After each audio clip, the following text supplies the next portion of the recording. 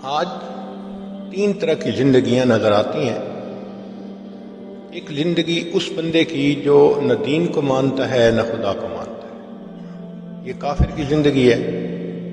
اس کی زندگی 100% آخرت سے غافل ہو کے گزر رہی ہے۔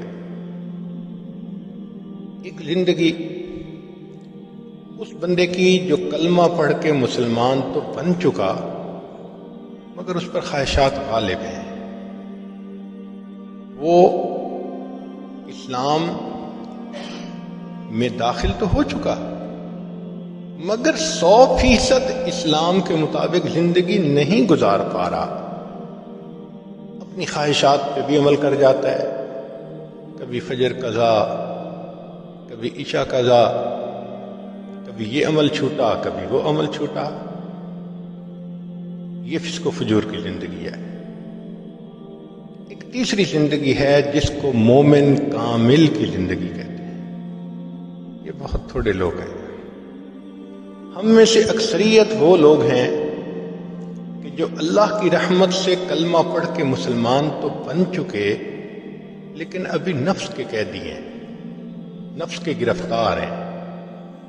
کبھی شیطان یہ گناہ کروا دیتا ہے، کبھی وہ گناہ کروا دیتا ہے۔ تو ملی جلی زندگی ہے ہماری۔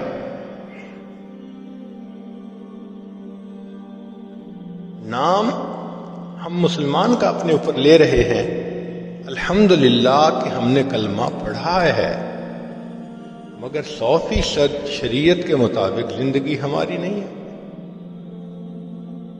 مسجد میں نماز پڑھ کے نکلتے ہیں، مسجد کے دروازے سے بد نظری شروع کر دیتے ہیں۔ نماز بھی 5 وقت پڑھتے ہیں، زبان سے جھوٹ بھی بولتے ہیں۔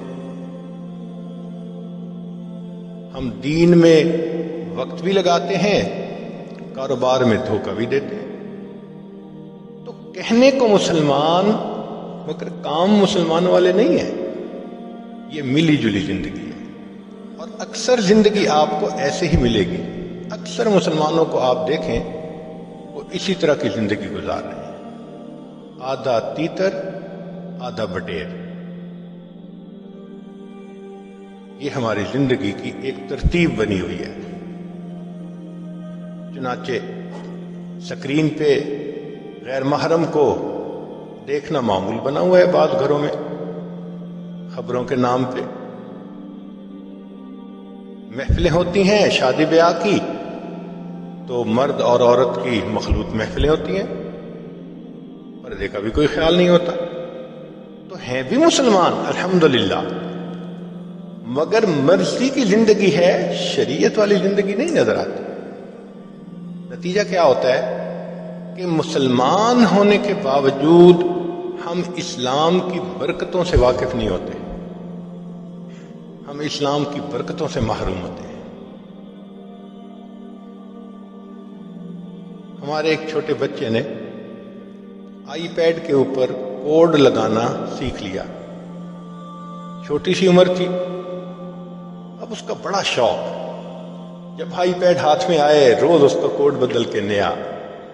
اس کی امی نے اس کو سکھایا کہ دیکھو بچے، ایک ڈیجٹ رکھنا 3 4 5 تاکہ تمہیں پتہ رہے کہ کوڈ کیا ہے، اس کو یاد۔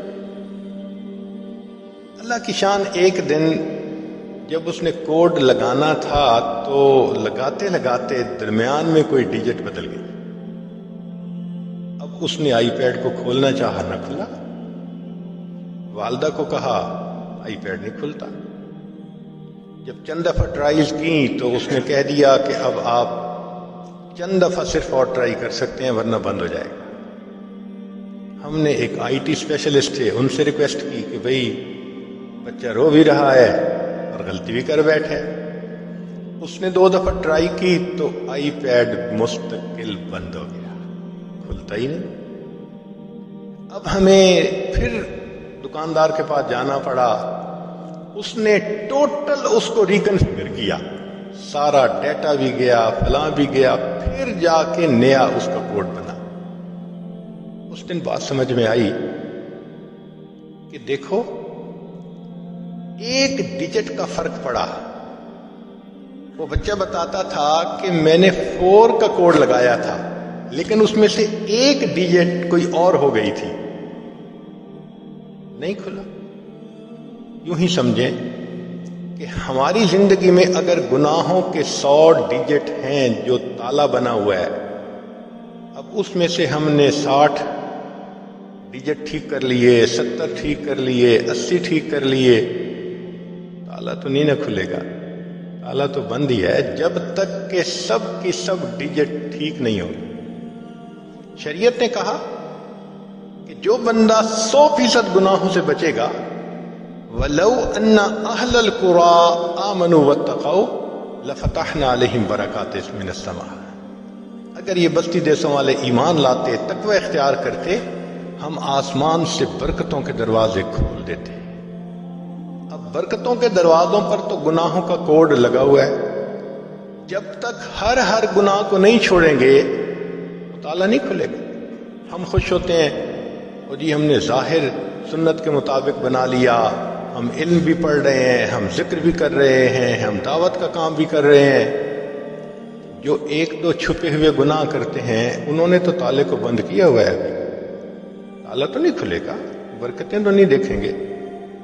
ہمیں پتہ ہی نہیں کہ مسلمان کی زندگی میں برکت کیا ہوتی ہے۔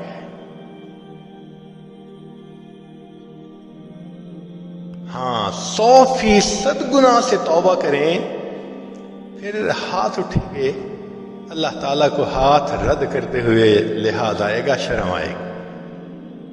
مومن کا تو مقام ہی کچھ اور ہوتا ہے۔ تو ملی جلی کی زندگی کی وجہ سے ہم پریشان بھی ہوتے ہیں، کچھ سکون کا بھی وقت گزرتا ہے، اور یہی ہماری زندگی کی ایک ترتیب بنی ہوئی۔